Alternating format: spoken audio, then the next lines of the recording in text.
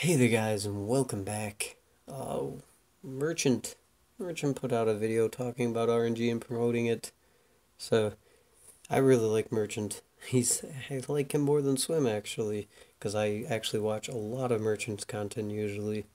But yeah, I'm gonna be going over this because I'm kind of getting aggravated with this whole RNG thing going on in Gwent now.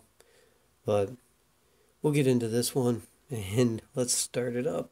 The problem is, the internet being the internet, everybody immediately went, no, RNG is Hearthstone, no. And it's like, I feel like some of the responses you got were absolutely ridiculous. So I want. He says no, RNG is Hearthstone. Uh, Yeah, I don't know. I mean, that is like the response to give because Hearthstone is the most heavy based RNG game. There's plenty of card games out there that don't have RNG, really, like at all, besides drawing. Um, like the biggest one, Magic the Gathering. None of these decks have RNG besides drawing. Like you're not sitting there flip five coins and if you get heads you get to pick a card from the game and play it. No, they're all tech based decks. I don't yeah, Hearthstone. Hearthstone's ridiculous. Gwent turning into Hearthstone is the number one thing I don't want, but let's keep going. Best point that he touched on was how quickly the meta gets solved in Gwent. And now, you do see some variants of decks taking slightly longer to emerge. Like, we've had Veteran Skellige, and we've had, like, Trebuchet Foltest emerge, a little later into this patch. But, realistically, those operate off of already pre-existing, like, mechanics, right? Like, Veteran Skellige is actually relatively similar to Cursed in how it plays its points in these big drops. And then we have Foltest, which is very similar to the Henselt decks we've already seen. So I think it's an interesting one. Alright, here he says, yeah, the whole meta getting stale quick thing. Because decks are similar in how they play. I don't know. That's what card games do. You have control types, you have tempo types, you have aggro types. Yeah, I mean, every deck can sort of be similar. They try to destroy units, they try to control your opponent's side of the board. Just how they go about it that's different. Comparing veterans to Curse Skellige and saying they're the same thing. Like veterans, you're playing the veteran guy, boosting up cards in your hand, trying to get them to big units, and then playing them. And with Cursed, you're trying to injure your own units and bring out some more Cursed units so your other Marauders can get bigger. They play totally differently. Yeah, sure, they still have the same concept of you get bigger cards, you try to get bigger cards on the field. Because they both do try to get bigger units on the field, but they go about it in different ways. Like that's what makes deck different in every card game. Yeah, sure you can say, well, this deck tries to control your opponent's side of the board by using this card, and this card. And that's basically the same deck as this other one that uses these three cards. And since they're like that, they are the same deck. I don't know. And then the whole Hensel with the trebuchets being sort of like the other Hensel deck. With the trebuchets, you're getting out three things that are going to ping three times turn, so you're counting on overtime damage instead of just brute damage right away. Yeah, they're pretty different. The meta in Gwent does certainly get solved very efficiently because of the highly mathematical and lack of ramp nature of the game.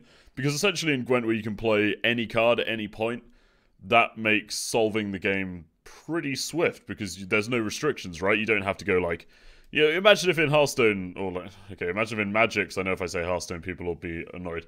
Imagine if in Magic, cards didn't have mana costs. It would be like, well, I'll just play Eldrazi and slam all the big creatures down. It's like, that's the problem that Gwent faces. You have to encourage lower tempo plays somehow when people can just play for maximum efficiency. Here he brings up a good point, and this is just a problem with the game structure and adding RNG to it. I don't know. If that's the only answer, then it just becomes another Hearthstone. Because, yeah, the game does have limited resources that you can pull on. Like you said, you don't have a mana cost, you don't have a land cost or anything. You don't have a turn cost. You can just play whatever card whenever you want. So there's very limited things. And since the game's not even based on bringing your opponent from certain life points to zero, it's based on just whoever has the most power, then yeah, that limits things even more in design perspective as to what you can do with the game. Why we're seeing power creeping already in this game, which usually doesn't. It's not even out of beta, and we're seeing power creeping. Um. So yeah, that's it's not wrong about that because the design of the game is built that way. I tried to do it a few times in the past, and that's why I've been talking with Dwarven Mercenary on the screen the whole time, because this card, like, it was actually meant to just be a source of getting more random dwarves out of your deck in a dwarf deck. But because of the nature of how this card works, being from the deck, it just got abused. Like, this card isn't used how I believe it must have been intended, because what it actually does is you just run this and one other dwarf. Like, you run this and you run Dwarven Mercenary, and then this just plays Dwarven Mercenaries. It's... Yeah, the card got abused because people don't like having a random chance of saying, oh, hey, something really good can happen or something really bad can happen. They'd rather have it set up so that way. Yeah, I know what's going to happen and I can plan for that. I can play with that and I can continue to play my deck and play it around what I know is going to happen, not, oh, I have to make a guess of what's going to happen. Now I have to play with whatever the game decides to give me. that does work in doing it is something like Prince Stennis, where, yeah, you have control over it. You know, you can do pretty, like, you can thin, you can put things back in your deck with Neneke, but it's still going to be kind of sketchy because of just the nature of it being the top unit, right? It's going to be difficult to guarantee. Prince Tennis, yes. Prince Tennis is a great example of good RNG. You're getting value on whatever you grab from your deck. So, I mean, it's not bad. And it fits good in an armor archetype because it gives it armor. So that's a little bonus effect for you taking that chance of searching your deck. Works out pretty well. Prince Tennis, yes. Good RNG card. Couple of examples. So if you don't know, Discover. So this is like Stonehill Defender, one of my favorite cards in Hearthstone. When you play it, you get a choice of 3 taunt minions. You get to pick one that gets added to your hand, and he's obviously the being a 1/4 doesn't apply to Gwent. But when you play this guy, you get to discover a taunt minion. This is how Spawn is going to be working in Gwent. Stonehill Defender. Oh my god, brings back so many memories. Not good ones. Yeah, this card. It's funny that he mentions this as his favorite card, which is probably why he wouldn't mind RNG and Gwent. This card is actually when I stopped playing Hearthstone. At least on casuals at all. God, this card is ridiculous. Was ridiculous because you get a random taunt minion. You could end up with 3 choices of crappy taunt minions, or you could end up with like something like a Tyrion who's just ridiculous. He gave you a weapon when he died. He had divine shield. He had amazing stats. He was a legendary. Or there's like plenty of other cards that you could have gotten that were actually really, really good. Like an Abomination at the right time. Or an Ancient War. Like, this guy was ridiculous. Or a Cenarius. Oh my god, if you pull a Cenarius with him sometimes. This card was ridiculous. Or you could just get totally screwed over by RNG and get really crappy choices. These are the kind of things that I don't want to see in Gwent. Because it takes away the skill from the game. It makes it so you're more reliant on luck and gonna see, okay, this card gave me this, and my opponent played the same thing and it gave him this amazing card, and I got 3 crappy choices, and then you're just automatically at a disadvantage then because you got unlucky and they got lucky. Or even if you win it, you can't even be like, oh, I totally crushed him or anything, or I outplayed him, because yeah, you got a Cenarius or you got a Tyrion, while you got a Tyrion, like, your opponent can't deal with that because Tyrion, getting to pull into Tyrion or even a Sunwalker was actually a really good option.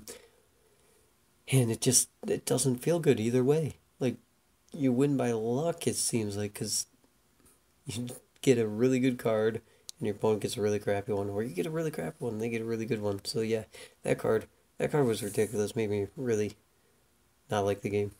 One of the main things that makes people fall off of Gwent so hard is the fact that once the meta gets settled, you will play the same... I'm talking at like top tier. You'll play like the same 3 or 4 matchups until the next patch. You will play the same 4 games over and over with very little variance in a ladder setting. So introducing... Whoa, what? He played Hearthstone a lot, right? Like, a top tier ladder on Hearthstone, way before top tier ladder on Hearthstone, you're facing the same three decks over and over and over again. Like once you hit rank 15, which isn't even that high, you're just fighting the same decks over and over again. There's only like 3 or 4 decks that people are running. I don't I don't know how RNG is going to help that or like what he's even trying to say here. know I'm going to get comments telling me, like, oh, no, I'd rather have stale meta than have some RNG in the game. And it's like, that's fine, because at this point, only hardcore players are left. So No, I'd rather have stale meta than some RNG. You're going to have a stale meta no matter what. I'd rather have a stale meta and no RNG than a stale meta and lots of RNG. I don't know. This is what him and Swim said. Like, where are they? They played Hearthstone and stuff. I don't get it. I really don't get it because they know. They have to know if they played it at all. Their meta's stale in the other games too. Meta's stale in every online card game because you're not just playing with friends, you're playing to win in most cases. So, I mean, I don't know where this magic thing is coming from that RNG is going to solve it when it doesn't solve it in Hearthstone or anything else either. activity has dropped massively. It's like compared to where it was, like in the short time period, I would say even before and after the open beta launch, like activity in the game's way dropped off. So at this point, I don't know where he's getting this info of activity dropping way off in Gwent. We got tons of new players coming in. There's tons of ladder search times and everything aren't slower. Yeah, you can't check direct data to see like, oh, less people are playing. Sure, you can check direct data to see how many people are checking the official Gwent website per day, but I mean that would even be higher now because they do that whole card reveal thing on there. So that's probably way up in plus the faction war, so people are probably checking that a lot. So that's kind of rigged for now, but he can't. Gwent player base has dropped way off. I, my subscribers have been going up quicker, and I mean like Merchant, he keeps getting more subscribers along with Swim. So that's more people looking for like YouTube people who are doing Gwent videos. And even his videos are going up in views overall. So I mean, what do you mean that the player base is dropping off? I never ever want to see shit like random damage effects, but I think Discover is a cool way of doing it. He never wants to see anything like random damage effects. We've had that forever. And that hasn't even been a big deal because you don't really count on like brute force killing off something real easily. We have Trebuchet. We have that ship that was ran that every time you discard a card, you do 2 damage to a random enemy. Torrential Rain, deal 2 damage to random enemies on the row. We have tons of cards that just do random damage. And that's not even that big of an issue. But, I mean, we've had that. This is one of my least favorite cards in Hearthstone, and I love Mage, by the way, but this is one of my least favorite cards because it's fucking stupid. Essentially, this doesn't pull from enough variants and makes it kind of overpowered. So he doesn't like Primordial Glyph, though, because you only get to choose from a more limited amount of cards. But I don't know, in my opinion, that's better, because then you have a more controlled outcome, and you can definitely plan around that better than you can than any card in the game. You can just grab any card in the game at any time. You can't play around every card in the game. So, I mean, cards like this that have a more limited pool so you can play around less stuff than every card in the game, then, yeah, I think those are good. But I guess, I don't know. Now, Gwent's printed some bad RNG too. Like, Avalak the Sage, right? This card it's like problematic. Let's be honest. This card is ridiculous. It's like RNG based on your matchup, and then RNG based on what it hits from the deck. So not only is it reliant on your opponent running golds and silvers that it's good for, it's then the earlier you play this card, the more random shit it's going to be pulling. Since Avalok the Sage is bad RNG, I mean, Avalok the Sage is fun type of RNG, non-competitive RNG, always a good thing. He says because it grabs because its variance is so high that that's what makes it bad. Like the you can plan around what your Avalok's gonna grab more than you can a Stonehill Defender. There's like there's I think right now, let me double check. Yeah, there's 84 taunt minions in Hearthstone right now. So Stonehill Defender's favorite RNG card has can grab you from 84 different cards in the game. Then Avalok the Sage can grab you from what you run 4 golds and 6 silvers, so 10 different cards that your opponent runs. And but that's too much RNG. But Stonehill Defender can grab out of 84 cards, and out of those 84 cards, you're gonna get 3 random choices. That's not too much RNG. Watching tournaments, like a great example is this Gwent Slam. We had so many consume matches where, well, actually, they were dictated by RNG because they were dictated by draw RNG because people didn't draw Neckers, and it was really, really rough. But also, you have matchups where you just know who's won from like look at Juha winning the tournament, right? Like he won because his opponents weren't running weather clears, and it's like, well, this is binary. This is like he has gold weather, you don't have a clear. He wins this game. He has gold weather. You don't have a clear. He wins the game.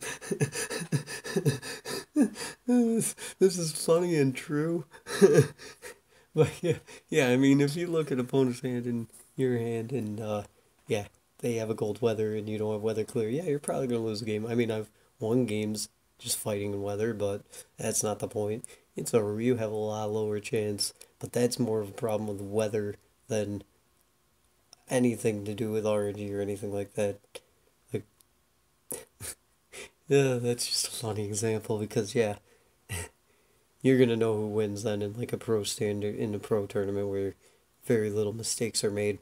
If they have a weather card and just cover the field with weather and they can't get rid of it, yeah, because weather is pretty ridiculous in those situations. But then there's the downside of, oh, your opponent can have weather clear and you're just gonna lose value on that card. So that's a risk reward there. Basically it. I mean, Magic kind of does it in a pseudo sense by having way, way bigger deck sizes, right? Like Magic decks are, well, they're over twice the size of a Gwent deck, so it kind of does it through that, and then it has things like mana inefficiencies as well. So yeah, I think He says Magic does the RNG like by having a bigger deck size. Magic the Gathering, you have 60 cards in your deck. Yeah, you have a lot. Your hand draw is pretty dependent, but you can play around a bad hand. I mean, unless you get land screwed and you don't draw any lands, or you just draw a bunch of lands. That's kind of annoying, but they don't have RNG cards that are just on the card. That says, okay, I'm going to activate this coin flip now. No, your deck has a theme. Like, right now you got the Scarab God decks. Like, a lot of people are running the Scarab God in Magic the Gathering, who basically lets you resurrect a unit that's in the graveyard, and then like they have hostage takers that when they play the hostage taker, they take one of your units, they put it to the exiled pile, and then if you kill hostage taker, you get your unit back. So it doesn't really matter though if they have the Scarab God out though, because you kill the hostage taker, yeah, the hostage taker goes to their graveyard. Then during their turn, they pay 4 mana, they get their hostage taker back, re-exile your unit back to your exile pile. So yeah, every deck has a theme, and there's no crap RNG saying like, oh, I played Scarab God. Now every turn I'll flip a coin, and if I get heads, I'll get to resurrect a unit from your graveyard. But I have to pay 4 mana to try to flip this coin to see if I can activate this effect that this card is supposed to have. I don't know. This video just gets more and more aggravating. Like, I don't know. Sorry, guys. But yeah, if things turn out like Hearthstone, you'll probably just see me doing draft videos. Honestly, I don't see myself playing constructed or ranked. If I'll just keep playing Magic and stuff, Magic and Eternal, where there's no RNG, and I don't have to deal with just random coin flips to see if I win a game or not. Yeah, you can play around your opponent some in these situations, but on an equal basis, what it ends up coming down to is who gets luckier on their coin flips. Like, if you're both really good at the game, then yeah, that's what it comes down to. But yeah, that's this. I can't talk straight. Yeah, but it looks like that's where Gwent's going, so I'll probably be doing draft videos. I mean, after this new patch. I'll see what I'll probably do it to a couple deck profiles. And if you guys really want deck profiles, I'll keep doing them for a bit, but mostly will be like how to play draft and how to pick good cards in draft and stuff. Because I don't play around with RNG like that. It's no fun. It's just, and sure, the matches look different, but instead of it being like, oh yeah, I'm seeing my opponent make the same plays that I know they're gonna make, so I can sort of play around them. I'm seeing my opponent playing cards that are grabbing them random cards, and oh, are they gonna get a good drop? Oh, they got a good drop. Well, I'm screwed because I got a bad drop. So that's that's how that works. Yeah, that's about it for this one, guys. A bit more, probably not as nice as my swim one, even though I like Merchant more, but just annoying to see big YouTubers promoting this RNG thing, the game that was great, in my opinion. That's why I started a YouTube channel on it, because I really enjoyed it. But yeah, that's about it for this one, guys. I'll see you guys in the next video, and till then, have a good one.